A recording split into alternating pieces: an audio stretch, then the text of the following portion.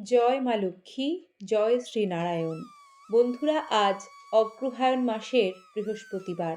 আজকের এই পুণ্যদিনে একটিবার অন্তত শ্রবণ করুন মা লক্ষ্মীর অগ্রহায়ণ মাসের বৃহস্পতিবারের ব্রতকথা ও পাঁচালী, যা শ্রবণে গৃহ ধনধান্যে পরিপূর্ণ থাকে। মা লক্ষ্মীর কৃপা পেতে অগ্রহায়ণ মাসে প্রতি বৃহস্পতিবার মা লক্ষ্মীকে ধান নিবেদন করবেন এবং মায়ের সামনে একটি ঘিয়ে প্রদীপ প্রজ্বলন করে এই ব্রত কথা শ্রবণ করবেন। এতে গৃহস্থে অন্ন বস্ত্রের অভাব কখনোই হয় না। মা লক্ষ্মী সে গৃহে সদা সর্বদা বিরাজ করেন। শ্রবণ করুন মা লক্ষ্মীর অগ্রহায়ণ মাসের বৃহস্পতিবারের ক্ষেত্রব্রত কথা। এক ব্রাহ্মণের ছেলে 5 বছরের হতেই তার বাপ মারা যায়। তার মা ছেলে নিয়ে ভাই ভাজের ঘরে এসে রইলেন। ননদ আসতেই ভাজ দাসী ছাড়িয়ে দিলেন, রাখাল ছাড়িয়ে দিলেন। ছেলেটি ছাগল গরু চড়ায়, তার মা গোয়াল করে, সমস্ত পাট ঝাঁট করে, রেঁধে রাখে। ভাজ সকলকে ভাত দেন। ছেলেটি একটু বড় হতেই তার মামা ডেকে বললেন, ওরে বিশে, চাষ করতে পারবি, না বসে বসে অন্ন ধ্বংসাবি? বিশু বললে, পারবো মামা। তখন মামা হাল হেলে কিনে দিলেন। বিশু চাষ করতে লাগলো। বিশু সারাদিন চাষে খাটে, কোদাল পাড়ে, কাঠ কাটে, কিন্তু খেটে খুঁটেও পেট ভরে খেতে পায় না। ভাতের উপর একটু তরকারিও পায় না। মায়ের প্রাণে কত সয়। কেবল চোখের জল মোছেন মা আর ভগবানকে ডাকেন। ছেলেটি সকাল হলে গরু ছাগল ভেড়া নিয়ে লাঙল ঘাড়ে করে মাঠে চলে যায়। কে জানে শীত, কে জানে বর্ষা, কে জানে রোদ, ছেলের বিশ্রাম নেই। একটু বেলা হলেই মায়ের প্রাণ ছটফট করতে থাকে। তার মা মুড়ি, চাল ভাজা, চিঁড়ে, মুরকি, মূলা, কাঁকুড়, শশা, যেদিন যা হয় তাই নিয়ে এক ঘটি জল নিয়ে সেই মাঠে গিয়ে ছেলেকে দিয়ে আসেন। বিশু ক্ষেত্রদেবীকে নিবেদন না করে খাবার খায় না। মা ছেলের গায়ে ঘাম মুছিয়ে, মুখে লক্ষ লক্ষ চুমু খেয়ে, গলায় কাপড় দিয়ে মা ক্ষেত্রদেবীকে সঁপে দিয়ে বাড়ি আসেন। বলেন, হে মা ক্ষেত্রদেবী, দুঃখিনীর ধন আমার বিশুকে তুমি রক্ষা করো মা। তার মা বাড়ি চলে আসেন। বিশু বেলা 2:30 প্রহরের সময় আসে। দুটি পাতের নাতের যে যা না খেতে পারে তাই খেয়ে বিশু আবার মাঠে যায়। ব্রাহ্মণের ছেলে লাঙল করে বলে সকলে তাকে লাঙলে বিশে বলে ডাকে। একদিন লাঙলে বিশু ভাত খেতে পারছে না দেখে তার মা দুধ থেকে সর তুলে রেখে দিয়েছিলেন। বিশুর মামি চোটে লাল, মুখে যা এলো তাই বললেন, ভালো জ্বালা হয়েছে, ভালো আপদ হয়েছে। ঘরে কিচ্ছু থাকবার জো নেই, দুধের সরটুকু পর্যন্ত আহ্লাদে ছেলেকে খাইয়ে রেখেছেন। স্বামীকে সব কথা চৌগুণ মাত্রায় বাড়িয়ে বলা হলো। আর বলেন, দেখো ওদের পেছনে মাসে কত বেশি খরচ পড়ে, তার চাইতে চাষি চাকর রাখলে কত কাজ পাওয়া যায়। এই কথা শুনে বিশুর মামার মাথা ঘুরে গেল। তার পরদিন বিশুকে আর কাজে যেতে দিলেন না। বিশুর মাকেও কোনো কাজে হাত দিতে দিলেন না। সেদিন অগ্রহায়ণ মাসের শুক্লপক্ষের শনিবার। বিশু ও বিশুর মা দুজনেই কিছুই খেতে পায়নি। বাড়ি থেকে বেরিয়ে গিয়ে মাঠে বসে কাঁদছে।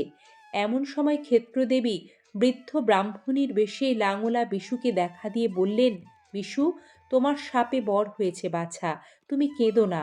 এই ধান কয়টি নিয়ে মুদির দোকানে যাও, চিঁড়ে মুরকি এনে খেয়ে ওই যে জলার ধারে কুঁড়ে ঘরটি দেখা যাচ্ছে, ওই ঘরে 2 মায়ে বেটায় আজ শুয়ে থাকোগে। আর এই বীজ ধানগুলি নিয়ে যাও। কাল সকালে উঠে ওই মাঠে ঘাটে সব ছড়িয়ে দিও, তাহলে আর তোমাদের কষ্ট থাকবে না। তখন বিশু বীজ ধানগুলি মায়ের আঁচলে ফেলে দিয়ে অপর ধানগুলি নিয়ে দোকানে গেল। দোকানি মুড়ি, চিঁড়ে, মুরকি, ছাতু, নাড়ু, দই, দুধ সব দিলে। সেইগুলি নিয়ে মাকে সঙ্গে করে কুঁড়ে ঘরে গেল। স্থানটি পরিষ্কার করে সেইগুলি সব ক্ষেত্রদেবীকে নিবেদন করে মায়ে বেটায় অর্ধেক খেয়ে অর্ধেক পরদিন খাবার জন্য রেখে দিল।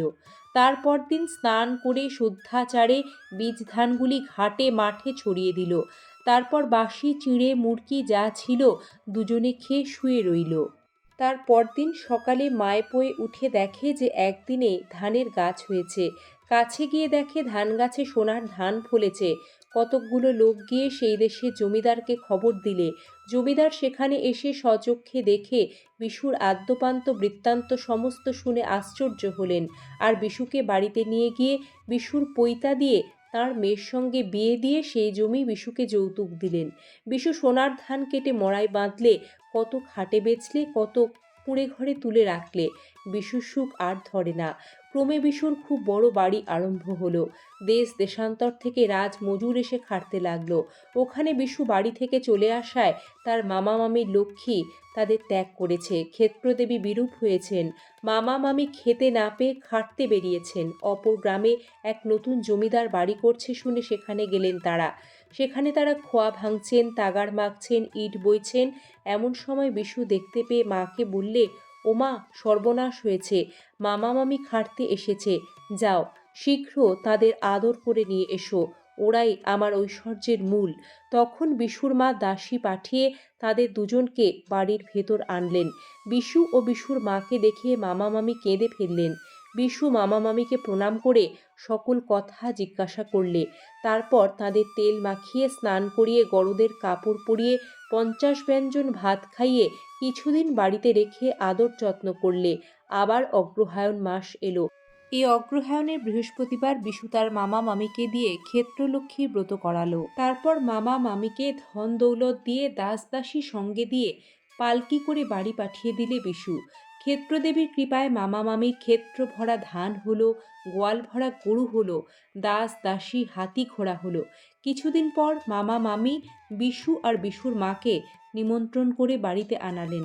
50 ব্যঞ্জন ভাত, পিঠে, পায়েস করে খাওয়ালেন। মামি সেদিন আর বিশুকে খাইয়ে আশ মেটে না।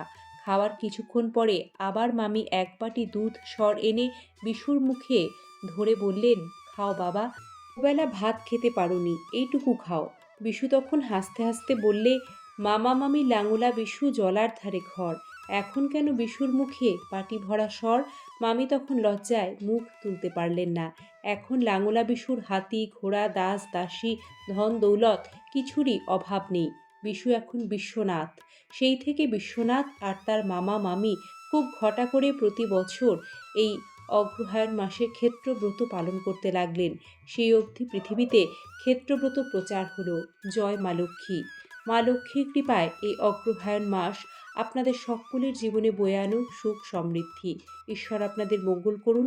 ভালো থাকবেন, সাথে থাকবেন। আগামী সনাতনী বার্তায় আবারও দেখা হবে।